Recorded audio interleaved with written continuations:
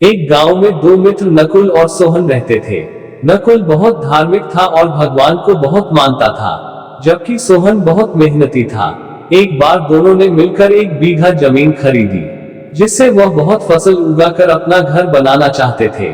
सोहन तो खेत में बहुत मेहनत करता, लेकिन नकुल कुछ काम नहीं करता, बल्कि मंदिर में जाकर भगवान से अच्छी फसल के लिए प्रार्थना करता था। इसी तरह समय बीतता गया। कुछ समय बाद खेत की फसल पककर तैयार हो गई, जिसको दोनों ने बाजार ले जाकर बेच दिया और उनको अच्छा पैसा मिला। घर आकर सोहन ने नकुल को कहा कि इस धन का ज्यादा हिस्सा मुझे मिलेगा, क्योंकि मैंने खेत में ज्यादा मेहनत की है। यह बात सुनकर नकुल बोला, नहीं, धन का तुमसे ज्यादा हिस्सा मुझे मिलना चाहिए, क्योंकि मैंने भगवान से इसकी प्रार्थना की, तभी हमको अच्छी फसल हुई। भगवान के बिना कुछ संभव नहीं है। जब वह दोनों इस बात को आपस में नहीं सुलझा सके तो धन के बंटवारे के लिए दोनों गांव के मुखिया के पास पहुंचे।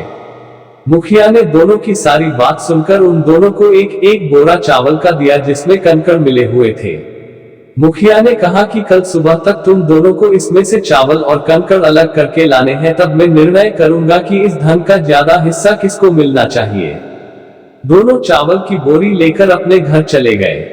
सोहन ने रात भर जागकर चावल और कंकड़ को अलग किया, लेकिन नकुल चावल की बोरी को लेकर मंदिर में गया और भगवान से चावल में से कंकड़ अलग करने की प्रार्थना की। अगले दिन सुबह सोहन जितने चावल और कंकड़ अलग कर सका उसको ले जाकर मुखिया के पास गया, जिसे देखकर मुखिया खुश हुआ। नकुल वैसी की वैसी बोरी को ले जाकर मुखिया के पास गया। मुखिया ने नकुल को कहा कि दिखाओ तुमने कितने चावल साफ किए हैं। नकुल ने कहा कि मुझे भगवान पर पूरा भरोसा है कि सारे चावल साफ हो गए होंगे। जब बोरी को खोला गया तो चावल और कंकड़ वैसे के वैसे ही थे। जमींदार ने नकुल को कहा कि भगवान भी तभी सहायता करते हैं जब तुम मेहनत करते हो। जमींदार ने धन का ज्यादा हिस्सा सोहन को दिया।